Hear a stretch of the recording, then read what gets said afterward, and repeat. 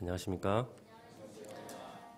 이번 한 주간이 올 겨울 들어서 가장 추웠던 한 주간이었던 것 같습니다. 올겨울 최강의 한파를 뚫고 이곳에 예배드려 오신 여러분을 환영합니다. 요절 말씀 7절 읽고 제가 기도하고 시작하겠습니다. 시작. 우리가 이 보배를 질그릇에 가졌으니 이는 심히 큰 능력은 하나님께 있고 우리에게 있지 아니함을 알게 하려 함이라. 사랑과 은혜가 충만하신 하나님 아버지, 지난주 말씀 통해 우리의 장막터가 넓어질 하나님의 비전을 바라보게 하시고 외쳐 노래하도록 방향을 주셔서 감사를 드립니다. 우리에게 주신 하나님의 비전이 충만해서 맡겼던 우리의 영적인 눈이 띄어지고 또 답답했던 우리의 심령이 열어져서 심령 깊은 곳에서부터 기쁨이 차올라 하나님께 감사와 찬양을 드릴 수 있기를 기도합니다. 이 시간 허물진 자를 긍휼히 여겨주시고 다만 말씀을 전하는 도구로 사용해 주시기를 기도합니다. 예수님의 이름으로 기도합니다. 우리가 고린도 후서를 다룬 지가 벌써 2달이 지났습니다. 지난주 말씀도 생각이 안 나는데 생각이 나실지 모르겠습니다. 1강에서 3강까지를 간단히 복습해 보도록 하겠습니다. 우리가 1강 말씀 제목은 모든 위로의 하나님이었습니다. 바울은 문제가 많이 발생한 고린도 교회로 인해서 근심에 놓여 있었고 특히 대적자들로 둘러싸여 있는 상황이었습니다. 이 모든 환난 중에서도 위로하시는 하나님을 찬양하는 바울의 신앙 고백과 믿음을 배울 수가 있었습니다. 이 강은 우리는 그리스도의 향기 말씀이었습니다. 고린도 교회를 위해서 눈물과 겸손으로 섬겼던 목자 바울, 또 고린도 교회가 많은 문제가 나타나 실패한 것 같았지만 그리스도 안에서 이기게 하셨고 또 바울과 디모데 등 복음 사역자들을 그리스도의 향기가 되게 하신다는 내용이었습니다. 3강은 새 언약의 일꾼 말씀이었습니다. 바울의 대적자들이 바울이 복음 역사를 섬기는 근거, 추천서가 있느냐는 물음에 고린도 교인들이 열매요 하나님의 추천임을 증명하고 있다고 역설했습니다. 또 하나님께서 그를 새 언약의 일꾼으로 삼으셨는데 이 새 언약의 일꾼이 얼마나 영광스러운가. 영광스러운 새 언약의 직분, 또 새 언약으로 누릴 수 있는 축복, 새 언약의 일꾼의 임무에 대해서 말씀했습니다. 그리고 말미에 바울이 전한 복음의 핵심은 오직 그리스도 예수의 주 되신 것이고 바울은 전파하는 이 복음의 빛에 대해서 하나님께서 예수 그리스도의 얼굴에 있는 하나님의 영광을 아는 빛을 우리 마음에 비추셨다고 증거했습니다. 다 생각이 나시죠?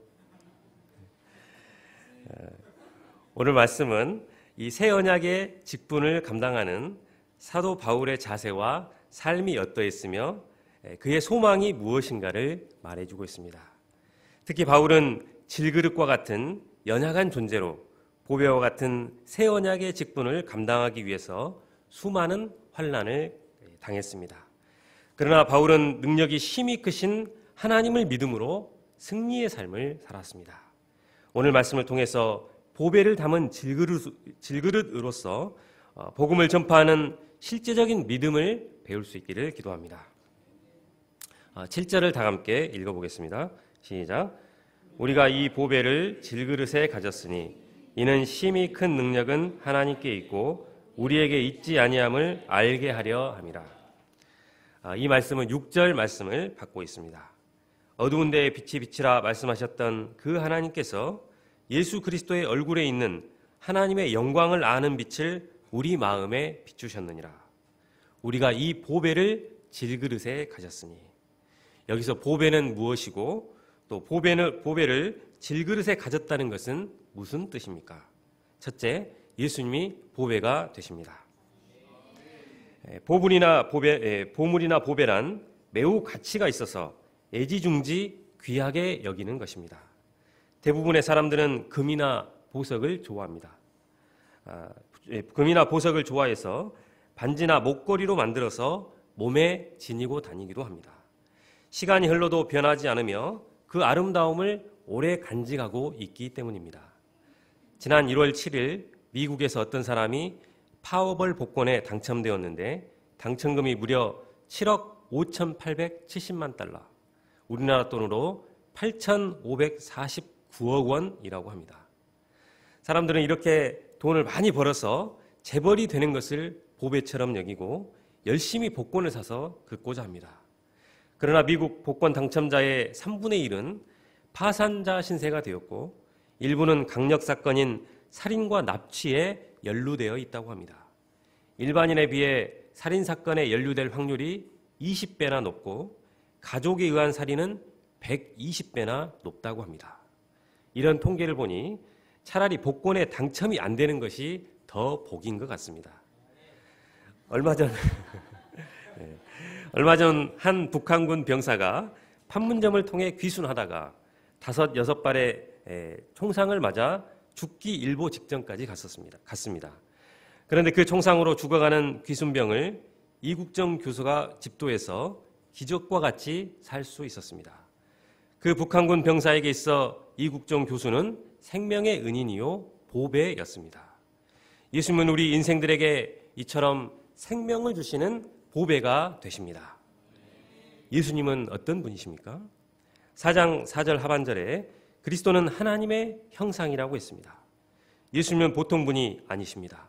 하나님과 동일하신 분이십니다. 보이지 않는 하나님께서 형상을 입고 오신 분이 바로 예수님이십니다. 이 예수님 안에 생명이 있습니다. 예수님 안에 빛이 있습니다. 영생수가 있습니다. 예수님은 생명의 떡이 되십니다. 예수님 안에 지혜와 지식의 모든 보화가 감추어져 있습니다. 예수님은 죄 없는 하나님의 아들이시지만 우리 죄를 위해서 십자가에서 보배피를 흘려주셨습니다. 이로써 주홍같이 붉은 우리 죄를 눈같이 희게 해 주셨습니다. 예수님은 죽은 지 사흘 만에 부활하셔서 사망 권세를 파하셨습니다. 예수님은 부활이요 생명이 되십니다. 우리 인생들의 모든 문제를 해결해 주신 이 예수님은 빛난 보배, 정한 보배가 되십니다. 그런데 헨리 나우에는 자신의 저서에서 너는 보배를 발견한 사실에 기쁨을 느낄 것이다. 그러나 보배를 발견했다고 해서 내 것이 되는 것은 아니다. 다른 모든 것을 포기할 때 보배를 내 것으로 만들 수 있다고 했습니다. 보배는 발견하는 것보다 내 것으로 만드는 것이 더 중요합니다. 천국의 비유에서는 땅에 묻힌 보화를 발견한 사람이 자신의 전 재산을 팔아서 그 밭을 샀다고 했습니다. 모든 것을 팔아 하나를 사는 희생이 보배를 가치 있게 하는 법입니다. 예수님은 우리 인생들에게 가장 가치 있고 귀한 보배이십니다. 우리가 이 보배 되신 예수님을 소유한 진정한 럭셔리 재벌가들이 될 수 있기를 기도합니다. 둘째, 질그릇 같은 인간을 쓰시는 하나님. 질그릇은 흙으로 만든 진흙 그릇입니다. 네팔 사람들은 질그릇을 몇 번 쓰다가 땅에 던져서 부셔버린다고 합니다. 우리나라의 일회용컵처럼 싸고 흔한 것이 질그릇입니다. 바울은 우리 신자들을 질그릇에 비유하고 있습니다. 여기서 질그릇이란 육체적, 내적 연약함과 한계를 지닌 우리 인간의 실존을 지적하는 말입니다. 그러나 사람들은 오늘날 놀라운 인류 문명을 창조해낸 인간을 쉽게 질그릇이라고 생각하지 않습니다. 해병대원들은 혹독한 훈련을 받고 견디어냅니다. 그들은 전쟁에 나가서도 결코 죽지 않는다고 합니다. 다만 돌아오지 않을 뿐이라고 합니다. 그러나 강해 보이는 인간도 암을 비롯한 심각한 질병에 걸리거나 교통사고를 당하거나 총에 맞고 칼에 찔리면 언제든지 깨질 수 있는 질그릇 같은 존재들입니다. 육체적으로 뿐만 아니라 내면도 연약해서 시련을 겪게 되면 쉽게 흔들리고 낙담하거나 우울해집니다. 이해심 없는 말 한마디, 또 쌀쌀맞고 거친 표정 하나로 조금만 충격을 주어도 상처받고 깨어진 내면으로 눈물을 흘립니다. 세상 유혹과 정욕을 쉽게 떨쳐버리지 못하고 굴복하기를 잘합니다. 고난을 힘들어하고 많은 한계 상황 앞에서 지혜와 지식과 능력의 부족함을 절감하며 탄식합니다. 젊은 우리 청년들은 죽음이 먼 미래의 이야기 같고 당장은 생각하기도 싫지만 언젠가는 죽게 되어 질그릇 깨지듯 다 깨지고 마는 것이 우리의 실존입니다. 그런데 우리는 끊임없이 이 질그릇에 집착합니다. 보배를 질그릇에 가졌는데 이 질그릇이 세상 사람들보다 더 낮게 보이기를 원합니다. 내 자식이 안 믿는 자식보다 더 공부를 잘해야 하고 또 신자가 하는 일은 불신자가 하는 일보다 더 잘 됐으면 좋겠다고 생각합니다. 그래서 신자들은 내가 하나님을 믿어드렸으니 하나님도 다른 사람과 다른 대접을 해 주시도록 요구합니다. 아니 하나님, 제게 어떻게 이러실 수가 있습니까? 나는 원통함으로 기도를 시작합니다. 우리의 가치는 1:1 제자 양성을 많이 해서 베스트 질그릇이나 또 더 잘 나가는 질그릇이 되는 것이 아니라 보배를 가진 것에 있습니다. 바울은 내게 유익하던 것을 내가 그리스도를 위하여 다 해로 여길 뿐더러 또한 모든 것을 해로 여김은 내 주 그리스도 예수를 아는 지식이 가장 고상하기 때문이라. 내가 그를 위하여 모든 것을 잃어버리고 배설물로 여김은 그리스도를 얻고 그 안에서 발견되려 함이니라고 했습니다. 하나님은 질그릇과 같은 약점 투성인 바울을 통해서 3차에 걸친 전도 여행으로 소아시아 그리고 유럽에 복음을 전하게 하셨습니다. 천사들을 쓰시거나 당대에 더 인물이 훌륭하고 뛰어난 소피스트들을 쓰신 것이 아닙니다. 우리는 모두 위대한 장점과 함께 한 가지씩 약점을 가지고 있습니다. 우리가 지닌 약점을 생각할 때 불의한 생각이 들고 또 이런 점 때문에 나는 하나님께 도저히 쓰임받을 수 없다고 생각합니다. 우리가 잘 되어야 하나님도 영광을 받으실 것이라고 생각합니다. 우리가 잘못되면 하나님의 영광을 가리우게 되고 또 예수 믿는 일에 방해가 되지 않겠느냐고 생각합니다. 그러나 바울은 하나님은 그런 식으로 일하지 않는다는 것입니다. 하나님은 사도다운 영광스러움을 위해서 결코 질그릇을 금그릇으로 바꾸어 주지 않습니다. 하나님의 일을 하는 우리의 얼굴에서 빛이 나고 또 우리의 뒤에서 번쩍번쩍한 후광이 있다면 얼마나 좋겠습니까? 말씀을 전하는 제 뒤에 후광이 있다면 얼마나 좋겠습니까? 그러나 하나님은 우리가 질그릇인 채로 보배를 소유하게 하시고 또 하나님의 영광을 드러내십니다. 우리를 종으로 쓰시는데 아무런 불편을 느끼시지 않고 또 하시는 일에 손해를 보시지도 않을 뿐만 아니라 오히려 이를 통해서 하나님의 능력이 더욱 나타나게 하십니다. 우리 모임의 대표로 일하고 계시는 이모세 목자님은 몹시 가난한 집안에서 태어났습니다. 아버지는 중2 때 돌아가셨습니다. 또 검정고시로 고등학교 과정을 마쳐야 했습니다. 몸은 매우 약해 보여서 바람이 불면 날아갈까 염려될 정도입니다. 젊을 때부터 건강이 약해지면 자주 링거를 맞아야 했습니다. 목소리도 가늘고 허스키 하셔서 집중하여 듣지 않으면 안 되었습니다. 또 사모님께서도 암 진단을 받으셔서 치료를 하고 계십니다. 그러나 예수님의 섬김을 배우는 목자님의 겸손한 리더십을 통해서 40명의 선교사가 파송되었습니다. 또 노원센터, 대전센터 등의 목자들을 파송하며 국내 지부를 지원하셨습니다. 이제는 스텝 목자님들을 품고 섬기며 동역하는 가운데 국내 대표로 역사를 섬기고 계십니다. 질그릇과 같은 우리 인생들을 세우시고 놀라운 복음 역사를 이루시는 하나님의 크신 능력과 사랑을 찬양합니다. 우리들도 능력 타령하지 않고 오직 하나님만 의지함으로 주님의 크신 능력을 체험할 수 있기를 기도합니다. 8, 9절을 다 함께 읽어보겠습니다. 시작. 우리가 사방으로 우겨쌈을 당하여도 쌓이지 아니하며 답답한 일을 당하여도 낙심하지 아니하며 박해를 받아도 버림받지 아니하며 거꾸러뜨림을 당하여도 망하지 아니하고. 당시 검투사 경기에서 일방적으로 공격당하는 약체 선수를 묘사한 것 같습니다. 약체 선수들은 흠씬 두들겨 맞다가 결정타를 한 방 맞고 3, 4회전을 못 넘기고 KO를 당합니다. 그리스도인들이나 전도자들이 늘 그렇게 공격을 당하는 입장이라는 것입니다. 그러나 그리스도인들에게는 반전이 있습니다. 쌓이지 않고 낙심하지 않고 버림받지 않고 망하지 않습니다. 7번 넘어져도 오뚜기처럼 8번 일어납니다.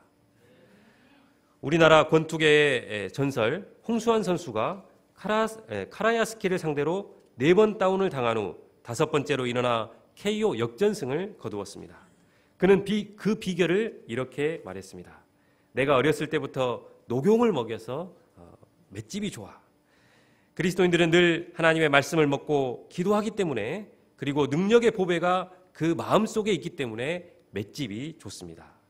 외모는 질그릇이지만 힘이 큰 능력을 그 안에 품고 있습니다. 전쟁터와 방불한 복음 역사를 섬기면서 바울은 낙심하지 않았습니다. 슬퍼하지 않았습니다.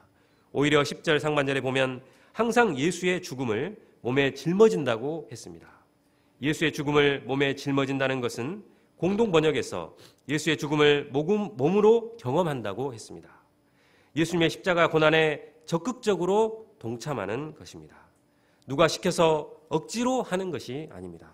자발적으로 고난의 바다에 뛰어들었습니다. 고린도전서 15장 31절에서는 나는 날마다 죽노라고 외쳤습니다. 그 이유가 무엇입니까? 10절 하반절, 예수의 생명이 또한 우리 몸에 나타나게 하려 함이라. 예수의 죽음을 짊어지면 예수의 생명이 나타났기 때문입니다. 죽음을 짊어지고 죽음을 무릅쓰면 망할 것 같은데 그렇지 않았습니다. 신기하게도 예수의 생명이 나타났습니다. 이 생명은 부활 생명을 의미합니다.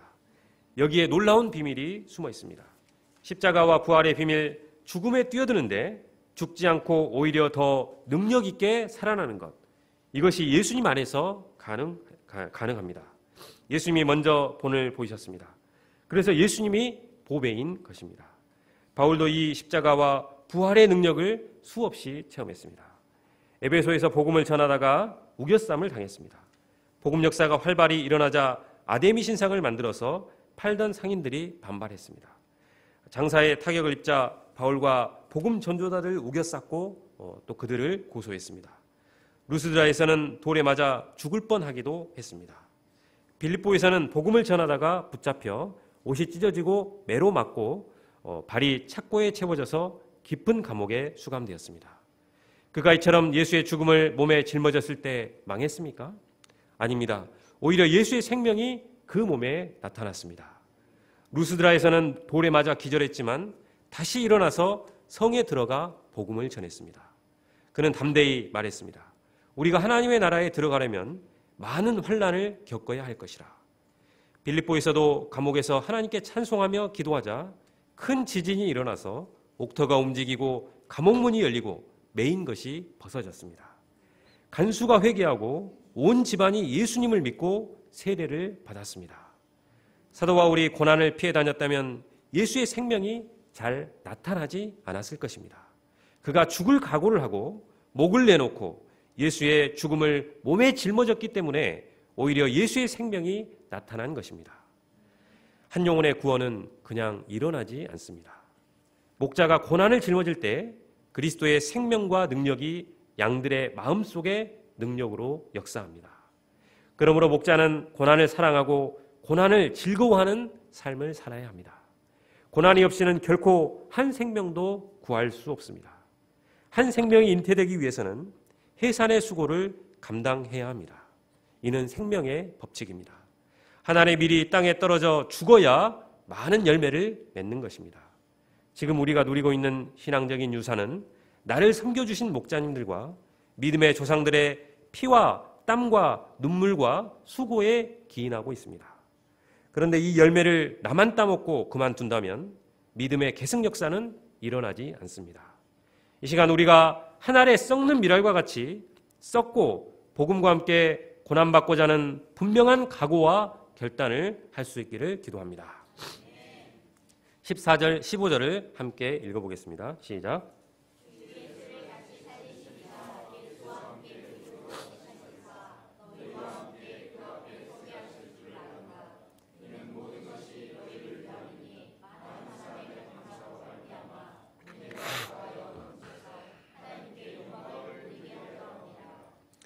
바울은 예수님의 부활이 바로 자신의 부활임을 믿었습니다. 또 15절, 이는 모든 것이 너희를 위함이니 말씀처럼 양들을 위해 헌신할 때 양들이 은혜를 받고 감사하고 하나님께 영광을 돌린다는 사실을 깨달았습니다. 이제 바울은 구체적으로 어떻게 부활 소망을 덧입었는가를 말해줍니다. 16절을 함께 읽어보겠습니다. 시작. 그러므로 우리가 낙심하지 아니하노니 우리의 겉사람은 낡아지나 우리의 속사람은 날로 새로워지도다. 세상 사람들은 나이를 먹어갈수록 겉사람이 낡아지기 때문에 낙심합니다. 희망찬 2018년 새해가 밝아왔지만 또 한 살을 먹는구나. 죽을 날이 가까워오는구나. 주름살만 늘어가네. 늘어가는 흰머리를 볼 때 인생이 서글퍼집니다. 물론 우리 믿음의 사람들도 나이를 속일 수 없습니다. 똑같이 스키를 탔는데 후유증이 며칠을 더 갑니다. 그러나 우리의 속사람은 날로 새로워집니다. 그 영성이 날이 갈수록 빛이 나고 소망과 비전이 넘쳐납니다. 르완다 UBF 역사는 미국 시카고의 양 다니엘 데보라 선교사님이 섬기고 계십니다. 이분들은 작년 봄에 동아프리카 수양회에 참석했습니다. 그런데 르완다에서 양들 7명이 24시간이나 버스를 타고 와서 참석해서 은혜 받는 것을 보고 큰 감동을 받았습니다. 이전에 르완다에 선교사님이 계셨는데 사정상 다른 곳으로 가시게 되었습니다. 그런데 그곳에 남은 양들이 스스로 성경을 공부하고 예배를 드리고 있었습니다. 이번 수양회 때도 이틀을 꼬박 버스를 타고 참석해서 은혜를 받았습니다. 양 다니엘 선교사님은 수양회가 끝나고 바로 미국으로 돌아가지 않고 르완다에 가서 일주일 동안 그들과 함께 성경 공부를 하셨습니다. 그런데 양들이 너무나 갈급하게 말씀을 받고 또 주일 예배 때 10명이나 참석했습니다. 양 다니엘 데보라 선교사님 가정은 이들에 대한 목자의 심정 때문에 미국에 돌아오자마자 바로 짐을 싸서 르완다의 실버 선교사로 나가셨습니다. 다니엘 선교사님은 미국에서 은행장으로 일하다가 은퇴했기 때문에 얼마든지 여유 있게 노년을 즐기실 수도 있었습니다. 그러나 청년 스피릿으로 제2 선교사역을 섬기고 계십니다. 본인들보다 50살이 어린 양들을 친구 삼고 제자로 키우고 계십니다. 누가 이분들을 70대로 보겠습니까? 믿음 안에 있으면 우리의 겉사람은 낡아지지만 우리의 속사람은 날로 새로워집니다. 어디서 이런 새 힘이 나올까요? 그 힘의 원천은 바로 천국 소망입니다. 17절, 18절을 다 함께 읽어보겠습니다. 시작. 우리가 잠시 받는 환난에 경한 것이 지극히 크고 영원한 영광 중의 것을 우리에게 이루게 함이니 우리가 주목하는 것은 보이는 것이 아니요 보이지 않는 것이니 보이는 것은 잠깐이요 보이지 않는 것은 영원함이니라. 이 땅에서 사명을 감당할 때 환난을 당합니다. 그러나 환난은 잠시입니다. 경한 것, 가벼운 것입니다. 반면에 하나님 나라 영광은 지극히 크고 영원합니다. 세상 사람들은 이 땅에 보이는 것들만 바라보고 그것이 전부인 양 붙들고 살아갑니다. 좋은 집, 좋은 차, 또 신상품, 한정판 등을 주목하며 살아갑니다. 그러나 우리가 주목해야 할 것들은 잠시 있다가 사라질 이 세상 것이 아니라 영원하신 하나님 나라입니다. 이 소망 가운데 눈에 보이는 것에 마음을 뺏기지 않고 적극적으로 말씀의 씨를 뿌리는 고난, 양들과 선교사님들을 위한 중보기도의 고난을 감당함으로 영원한 영광에 중한 것을 얻는 종들이 되기를 기도합니다. 5장 1절 2절을 함께 읽어보겠습니다. 시작. 만일 땅에 있는 우리의 장막집이 무너지면 하나님께서 지으신 집 곧 손으로 지으신 것이 아니요 하늘에 있는 영원한 집이 우리에게 있는 줄 아느니라. 참으로 우리가 여기 있어 탄식하며 하늘로부터 오는 우리 처소로 덧입기를 간절히 사모하노라. 이 땅에 있는 모든 것들은 장막, 즉 텐트와 같습니다. 텐트가 아무리 멋있어도 몇 년 지나면 빛이 바래고 찢어집니다. 한때 그렇게 고급 아파트라고 자랑했던 집들도 3, 40년이 지나면 낡아져서 재건축을 해야만 합니다. 한 시대를 풍미했던 미남, 미녀 배우들도 세월이 지나면 빛바랜 천막처럼 볼품이 없습니다. 한때 한국의 알랑드롱이라고 불리웠던 배우 신성일 씨가 이제 81세가 되어 폐암 3기 투병 중이라고 합니다. 여느 동네 할아버지와 똑같습니다. 그러나 우리 신자들에게는 하늘에 있는 영원한 집이 우리를 위해 준비되어 있습니다. 그 집은 썩지 않고 더럽지 않고 쇠하지 않습니다. 요한계시록 21장 1, 2절에 또 내가 새 하늘과 새 땅을 보니 처음 하늘과 처음 땅이 없어졌고 바다도 다시 있지 않더라. 또 내가 보매 거룩한 성 새 예루살렘이 하나님께로부터 하늘에서 내려오니 그 준비한 것이 신부가 남편을 위하여 단장한 것 같더라고 했습니다. 새 하늘과 새 땅, 거룩한 성 새 예루살렘, 그곳은 신부가 신랑을 위해서 준비한 것처럼 항상 가슴이 설레고 희락과 기쁨이 넘칩니다. 바울은 이 하나님 나라에 들어가는 것을 탄식하며 간절히 사모했습니다. 육신의 장막을 하루속히 벗어버리고 신령한 부활체를 빨리 덧입고 싶었습니다. 4절 하반절에 보면 죽을 것이 생명에 삼킨 바 된다고 했습니다. 사망이 생명에게 먹히는 것입니다. 그동안 생명이 사망에게 삼킨 바 되었는데 대역전 드라마가 펼쳐집니다. 우리가 부활하여 하나님 나라에 들어갈 때 사망을 정복합니다.